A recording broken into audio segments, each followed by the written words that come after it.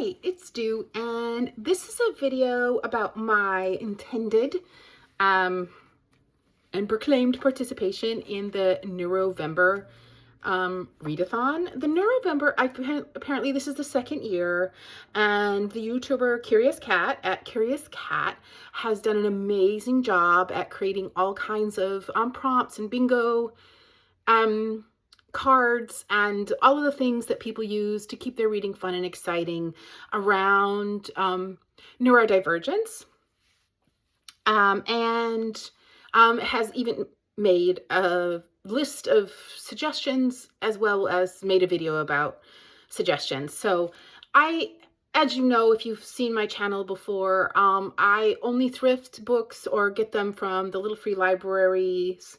So my selection is kind of, whenever I do any kind of prompt, is limited to, what I've scavenged, and I have been able to build quite a substantial and amazing library from just that. So I did find quite a few books that I would like to add to what I'm going to continue to call my pile of possibilities in November, because I am reading bookers. I have a booker pile of possibility, booker, long or shortlisted, long listed, I'll just say long listed because that cover everything, authors, not just the works, but authors as well, are on that, in that pile of possibilities. Then for Native American Heritage Month, I'm reading Native American authors, and some fall vibe stuff kind of working in. Women's Prize for Fiction just announced its panel of judges, so I'm kind of trying to work in before the end of the year, sort of on my 10 before the end list, or some things from that, which have been on my shelf for a long time. And then there'll be these. Luckily, most of these picks fit in some of those other pile of possibilities or reading, goals for this month and or for the end of the year. So although this is for November, I'm not all that bothered if I finish these books that I am about to talk about in the month of November or not, but intentions are such. I'm to understand that the qualifying participation in this is just one book, and I definitely got that covered. I have one book I'm not going to show you because it's not here. Actually, let me grab it. Okay, scratch that.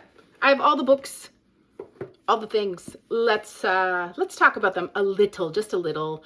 I don't know that much about books when I go into them, so this is based on my limited knowledge. I could get it wrong as well, and I think that's okay. I'll learn from the book. I'll learn if I like it or not, if they do what I consider a good job at representing, or if I was mistaken about the representation when I read them. So that's based on this too. This is me sort of selecting from my selection,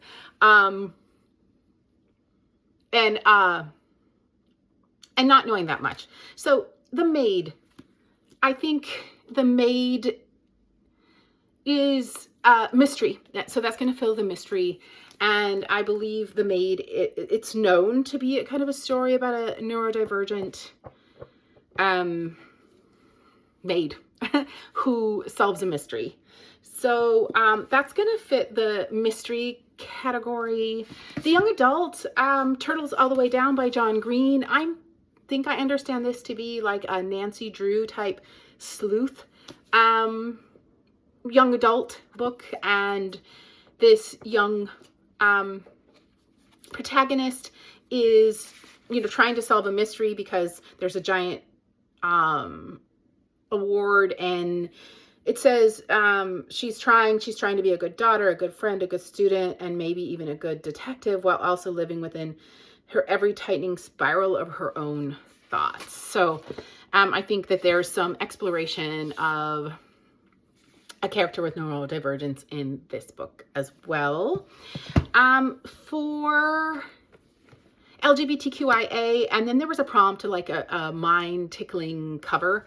I have a newly acquired Body Parts by Eliza Clark. I believe the protagonist is, well, there are two characters in here which are trans, and I believe one is maybe autistic. that's what I understand about this book, maybe having heard people talk about it or read about it a little. But I'll find out upon reading if I get to it. Another recent haul was Lost on Me, but is Lost on Me by Veronica Raimo.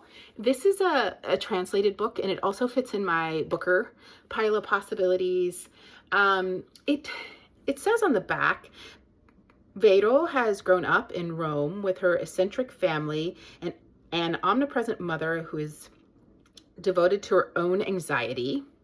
So we have some anxiety named. I don't know if it's a diagnosis, but some named on the back. And then a father ruled by hygienic and architectural obsessions. So maybe some kind of obsessive compulsive tendencies and or diagnosis there as well. So this fits the prompt translated work. And then we have the book that I've been meaning to get to for a long time. I've had this quite a while. I am late to the hype on this book, but it's a great prompt to get me reading it, and it also fulfills Women's Prize for Fiction long list books, and that is Eleanor Oliohant is Completely Fine by Gail Honeyman. And I don't know much about this book other than the fact that she's going to be completely fine, and so it's exploring her getting through her life, maybe finding romance while dealing with neurodivergence, maybe anxiety, maybe ADHD. I'm not exactly sure, and I don't know if it's explicitly diagnosed or just explored in this book, but this fits that category, and I think I imagine this is maybe one of the better known books that fit that. I think that, yeah, I want to go back and say who's the translator for this, because it really is important. So Lost on Me is by Veronica Raimo and translated by Leah Jazenko.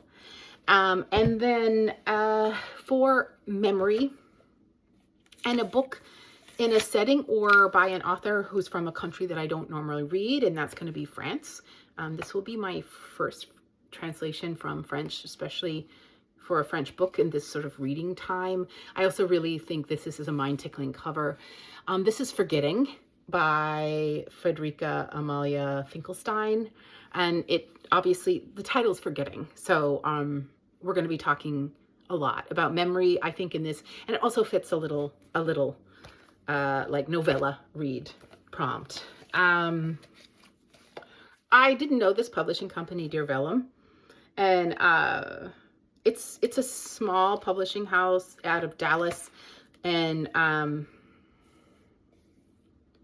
their sort of motto is to bring the world into conversation through literature.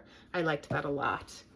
And then finally, I'm already reading this. This is my nonfiction pick, so that fits for nonfiction November. And this also fits in any kind of intersectionality, because that's what this book deals with, intersectionality. And then it also fits in like the prompt, something outside of your comfort zone, because this is essays. And although in a professional setting, I might read a lot of essays, but for leisure, I haven't for quite a while, and I am attempting to read this for leisure. And I'm just, because they're essays, some shorter, some longer, I'm both listening and reading and just kind of taking my time through it. So this is Revolutionary Mothering Love on the Front Lines.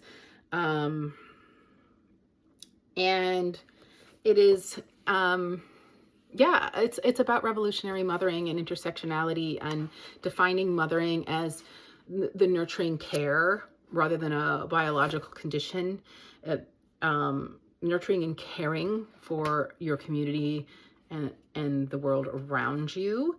And yeah, I have read quite a few in here, as well as some introductions, and I'm really liking it. So as it's dealing with intersectionality, it's dealing with race, it's dealing with gender identities, it's dealing with sexual orientation, and it's dealing with religion, and it's dealing with ableism. So similar topics to what Neurovember is about are coming up throughout this book. So that's it. I don't know if I'll get through them all, to be honest, and maybe some will roll into November, or some I just won't get to. I think because this is one that I've been meaning to get to for a long time, this one is probably going to be prioritized. And then, yeah, I think, well, Revolutionary Mother I'm already reading. This is probably going to be prioritized, and since this fits another prompt, those are the ones that I can imagine will, like, I'll be doing a review on. I was thinking for the readathon, I'll just do shorts when I finish the book, and then I'll do longer, like, reviews with the week that I read them in, since I do week in review. So there you go.